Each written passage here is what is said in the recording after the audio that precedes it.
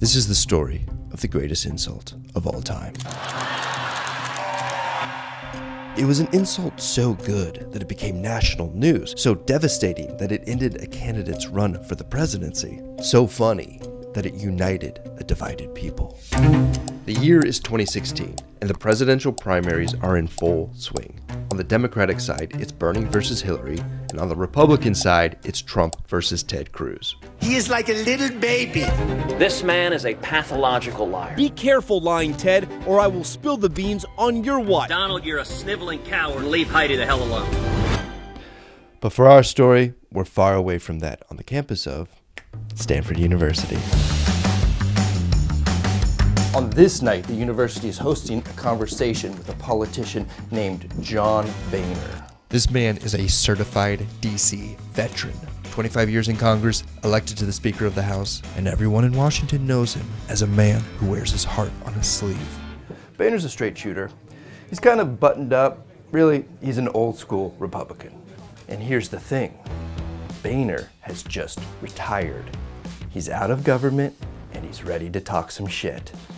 So how about saying your opinions on some of the other people running for the highest office? How about Ted Cruz? Here it comes.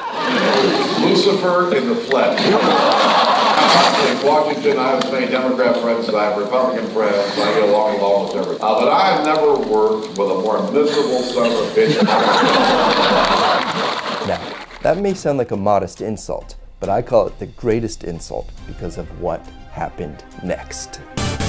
The whole internet is talking about John Boehner. Speaks in colorful language. Didn't mince words. The harshest words yet. Lucifer. Lucifer. Called Cruz Lucifer in the flesh. That was incredible. And had never seen anyone more universally hated than Ted Cruz. He said something like he's the worst SOB I've ever worked with. Lucifer in the flesh. There was that too. Donald Trump is supposed to be the insult guy, but it was Boehner's insult that got national attention. Why? This video isn't about politics, Ted Cruz, or John Boehner. It's about the ad hominem fallacy.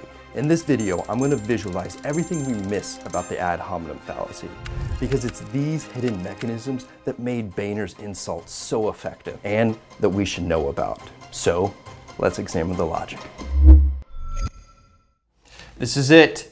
The best physical representation of an ad hominem fallacy. I'm blurring it right now because I first need to set up the problem that we're dealing with. Before I do, if you like learning logic, then hit that subscribe button and help me get to 1,000 subscribers. Okay, an ad hominem is a powerful manipulation tactic. Basically, it's a rhetorical weapon designed to not only neutralize your argument, but also damage your credibility and reputation personally. Here's the problem. We miss most of the ad hominems that we encounter. The risk here is that when we don't recognize them, they're way more effective on us. So in this video, I want to explain what this is and build a visualization of how an ad hominem works in 3 steps so we can recognize it when we encounter it. Because whether you're leading a team or just in a conversation, we all need to be able to build persuasive arguments that move people. Okay, let's get the language thing out of the way. What the heck does ad hominem mean? Ad hominem is Latin for to the person. Here's an example of an ad hominem. Jill is a farmer with a food stand. She thinks eating organic food is healthy, but Dave tells her, you just think that because you're a hippie. In a discussion like this, we're supposed to respond to the argument. Dave's response is an ad hominem because he completely ignores Jill's argument and instead directs his response to Jill personally. This personal attack is what most people think of as an ad hominem. The thing is, these personal attacks are only a small proportion of ad hominems we experience. And this is the problem. It's why so many ad hominem go unnoticed. There are actually 3 types of ad hominem: direct attack, untrustworthy motive, and you too. Ted Cruz being a miserable SOB is an example of a direct attack. This is the most memorable one because it's obvious when someone insults us. But a direct attack is the least common type of ad hominem, which means that there are another 2 that we're constantly missing. There is something that unifies all 3 of these ad hominems, and if we can remember that, then we're way more likely to recognize them. Remember, an ad hominem translates to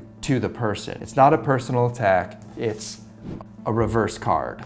Hey, you! Do you like fun? Then now is the time for fun with Uno! It's as easy as matching colors or numbers. You like going backwards? throw a reverse card. Bam! Bam! How satisfying is it to slap down that reverse card? It's like one of the greatest cards of all cards. You don't only get to avoid the responsibility that you can't fulfill, but you get to screw the person next to you who had the nerve to play a blue 6. I don't have any blues. Bam! An ad hominem works in 3 steps, which we can remember through the acronym RAD. R-A-D. Reverse, attack, dodge. Let's model how this process works through a hypothetical scene where you have no other choice but to use an ad hominem. Here's you. You have just done a bad thing, which can get you into big trouble. The thing is, no one knows you did it, so honestly, it's probably best you just keep it under wraps. But here comes Nosy Bill. He's pretty sure you did the bad thing, and not only that, he wants other people to know about it. Worst of all, Bill builds great arguments, and he's part of the smart club. Now the crowd is definitely suspicious of you. So it's your turn to respond with your counter argument. The thing is, after you've looked at Bill's argument, you think to yourself, that's a really good argument. But you also know you don't have a viable response because, after all, you're secretly guilty. In another scenario, maybe you just don't have convincing evidence. Maybe you're just lazy because creating an argument can be difficult. Maybe you hate the other person. Maybe it's 2 p.m. and you haven't eaten all day and you're hangry. All these are perfect reasons to use an ad hominem. Here's the first step of an ad hominem. Reverse it. You make the decision to completely ignore Bill's argument. You step around it and aim it back at Bill personally. The next step is attack. An ad hominem is definitely armed with offensive capability, but there's more options than just a personal insult.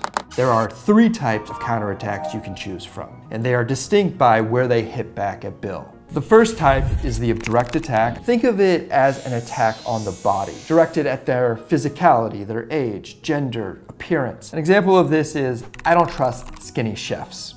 The second type is the untrustworthy motive. Think of this as an attack on their mind. Here you can brand their argument illegitimate because it springs from the mind of a biased or selfish or politically motivated person. An example of this is, that judge can't be trusted because they're a Democrat. The third type is called U2. This one takes aim at their lives outside their minds or body. It focuses on their actions, their work, the groups and people they are associated with, whether or not they're in the smart club. This fallacy regularly begins with, what about you? So much so that sometimes we call it a whataboutism. It works by accusing them of being guilty of the same thing or something similar. An example of this is, don't tell me not to smoke, you drink all the time.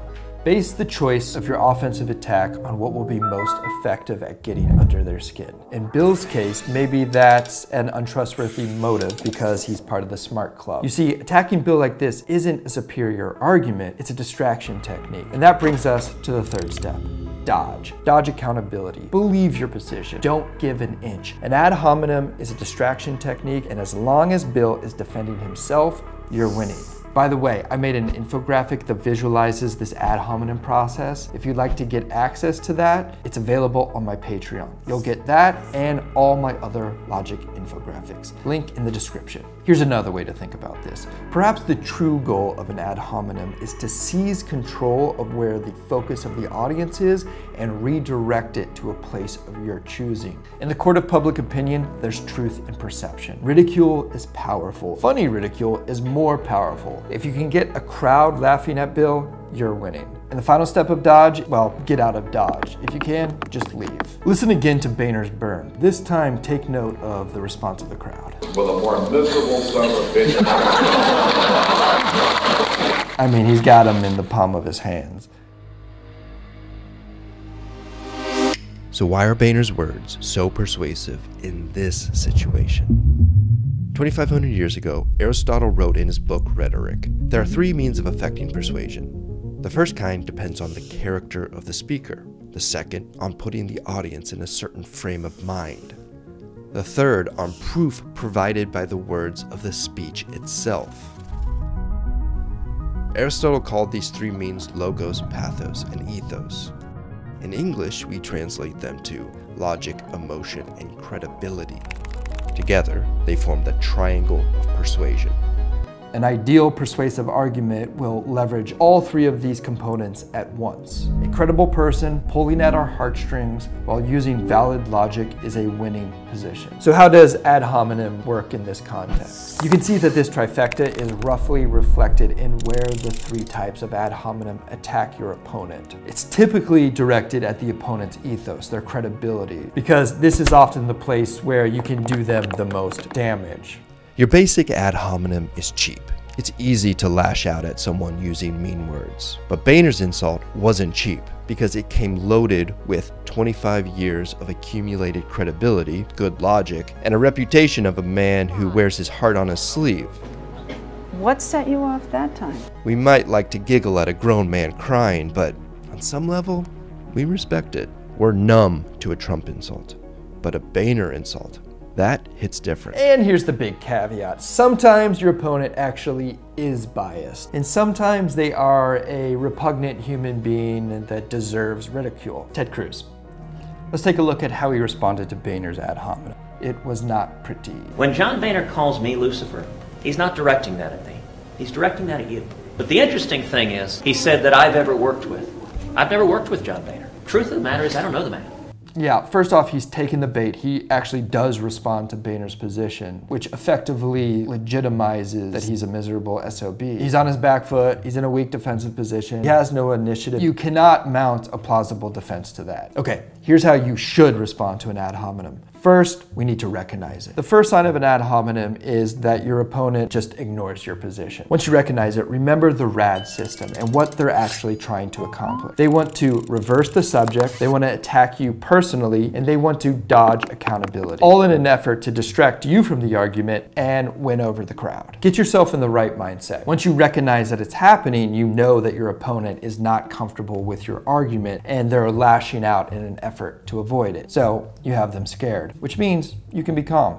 Tell them, hey, let's not make this personal. Can you just please answer the question? Or, I'm not going to respond to an insult like that. And if they still avoid the subject, you can return the favor with a little bit of ridicule of your own. Hey, looks like you're really dodging the question there. Maybe we can put some time on your schedule once you've grown a pair, or you could just answer the question. It should be noted that 5 days after John Boehner's ad hominem, Ted Cruz dropped out of the presidential race.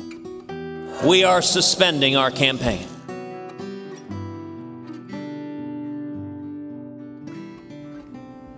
Okay, that's it. Don't forget to subscribe. And if you like this video, consider becoming a Patreon supporter and get access to all of my logic guides, including the ad hominem infographic. Link for that is below in the description. And shout out to Marion, who supports us on Patreon as a very logical member.